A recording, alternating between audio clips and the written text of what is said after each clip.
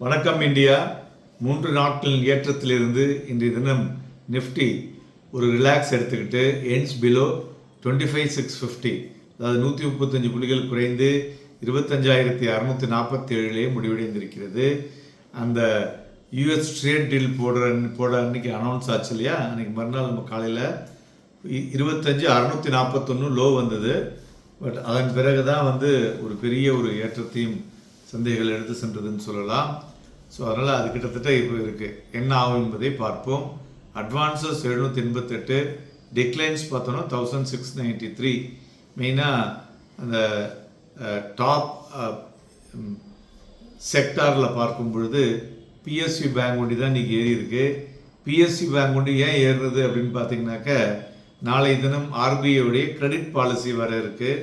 அந்த கிரெடிட் பாலிசியில் பப்ளிக் செக்டாரில் ஃபாரின் டைரக்ட் இன்வெஸ்ட்மெண்ட் அந்த 20% இருக்கதை 49% அதிகரிக்கக்கூடும் என்ற எதிர்பார்ப்பு இருக்கிறது.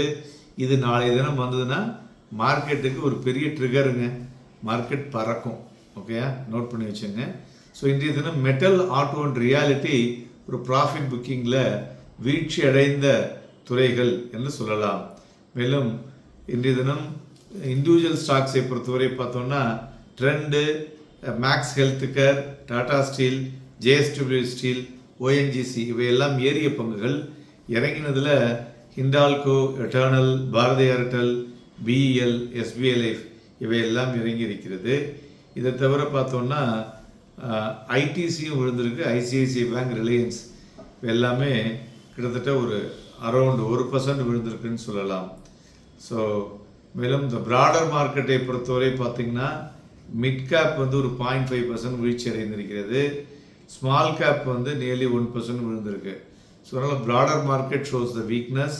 அதுபோல் அட்வான்ஸ் டிக்ளைன் ரேஷியோ வைத்து பார்க்கும் பொழுது மார்க்கெட்டுடைய பிரெத்தும் வீக்காக இருக்கிறது.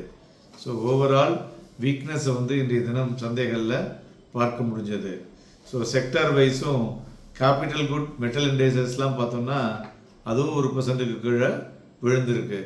மேலும் பேங்க் ஆஃப் இங்கிலாந்து என்ன சொல்லியிருக்காங்கன்னா, ரேட் கட் ரெடியூஸ் ஃபர்தராக இருக்கக்கூடும் என்று எதிர்பார்க்கப்படுகிறது. நாளை தினம் நமது ஆர்பிஐனுடைய மானிட்டரி பாலிசியில் ரேட் கட் இருக்குமா இல்லை எஃப்டிஐ இன்க்ரீஸ் இருக்குமா என்பது தான் ஒரு பெரிய ஒரு பேச்சாக இருந்து கொண்டிருக்கிறது. காலையில் 10 மணிக்கு நமக்கு அது தெரிஞ்சுவிடும். அதுபோல் தங்கம் பார்த்தோன்னா இன்றைக்கி வெரி ஹை வாலட்டைல், ஒரு இறக்கம் ஏற்றம், திருப்பி இப்போ 716 புள்ளிகள் குறைந்து 1,48,528 வெள்ளியும் ஏற்ற இறக்கத்திலே இன்றைய தினம் இப்பொழுது 23,630 புள்ளிகள் குறைந்து 2,45,214 குரூடாயில் 131 ரூபாய் குறைந்து 5,760 முடிவாகி கொண்டிருக்கிறது. வாலட்டிலிட்டி இண்டெக்ஸும் பார்த்தோன்னா டுடே இட் இஸ் ஒரு டிப்பிடாக இருந்ததுன்னு சொல்லலாம். ஒரு 12.17 முடிவடைந்திருக்கிறது. பிளாக் டேலை பொறுத்தவரை பார்த்தோன்னா PB Fintech, Torrent Power, Tata Steel இதெல்லாம் பிளாக் டேல் நடந்துள்ளது. இண்டிவிஜுவல் ஸ்டாக்ஸ் ரிசல்ட்ஸில் பார்க்கும் பொழுது ஸோ லைக் இந்துஸ்தான் காப்பர் நல்ல ரிசல்ட்ஸ் கொடுத்துருக்காங்க. ஆனால் ஒன் டைம் காஸ்ட் இந்த போஸ்ட் ரிட்டையர்மெண்ட் ஸ்கீமில் ஒரு அமௌண்ட் ஒதுக்கி இருக்கிறதுனால ப்ராஃபிட்டில் கம்மிங்கிற மாதிரி காமிக்குது. அந்த அமௌண்ட்டையும் சேர்த்து எடுத்தோன்னா கிட்டத்தட்ட 265 கோடி ரூபாய் ப்ராஃபிட் ஆஸ் அகெயின்ஸ்ட் 186. ஒரு இம்ப்ரெசிவ் ரிசல்ட்ஸ்னு சொல்லலாம். அதேமாரி அவங்களுடைய எபிட்டா மார்ஜின்லாம் ரொம்ப அருமையாக இருக்குது. அடுத்தது எஃப்டிசியும் பார்த்தோன்னா ஒரு இம்ப்ரெசிவ் ரிசல்ட்ஸ் கொடுத்துருக்காங்க. Page Industries marginally above EBITDA and EBITDA margin. Minda corp strong Q3. அதுமாரி பரோசில் ஒரு ஸ்டேபிள் Q3 கொடுத்துருக்காங்க. ஸோ மேலும் VRL logistics stable Q3, Thomas Cook stable Q3, then Berger paints ஒரு stable Q3 margin, but net profit down காமிச்சிருக்காங்க. Nilkamal plastics பார்த்தோன்னா strong EBITDA margin, net ப்ராஃபிட்டும் ஒரு 17% ஏறி இருக்கு. So that stock is good அப்படின்னு சொல்லலாம். நைக்கா அதுமாரி பார்த்தோன்னா both இபிட்டா margin above estimated, top line below எஸ்டிமேட்டடாக இருக்கிறது என்று சொல்லலாம்.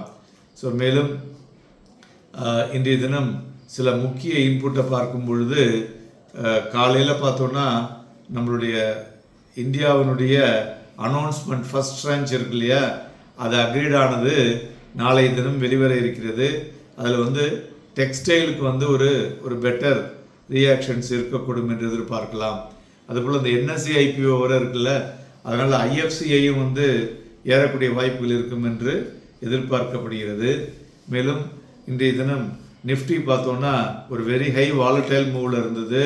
கிட்டத்தட்ட காலையில் வந்து ஹை போனது 25,757.65, லோ பார்த்தோன்னா 2 மணிக்கு வந்தது 25,579, கிட்டத்தட்ட ஒரு 185 புள்ளிகளுக்கு மேலே இன்றைய தினம் சந்தைகளில் இந்த வாலட்டிலிட்டியை பார்க்க முடிஞ்சது என்று சொல்லலாம். மேலும் சப்போர்ட்னு பார்த்தோம்னா 25,610 ஒரு ஸ்ட்ராங் சப்போர்ட்டாக இருக்கிறது.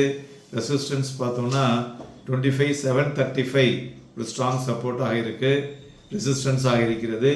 நிஃப்டி ஃபியூச்சர் பார்த்தோம்னா பிலோ அவரேஜ், பேங்க் நிஃப்டி ஃபியூச்சரும் பிலோ அவரேஜ். அதாவது நவ் மார்க்கெட் வந்து எதர் இந்த டிஸ்ட்ரிபியூஷன் மோட் ஆர் இந்த அக்யூமுலேஷன் மோட் நாளைக்கு தெரிந்துவிடும். மேலும் நம்ம இப்போ சொன்ன அந்த சப்போர்ட் ரெசிஸ்டன்ஸ் எந்த பக்கம் அது ட்ரிகர் ஆனாலும் அதிலிருந்து ஒரு பெரிய ஏற்றத்தையோ அல்லது ஒரு இறக்கத்தையோ காண முடியும் என்றதை பார்க்கலாம்.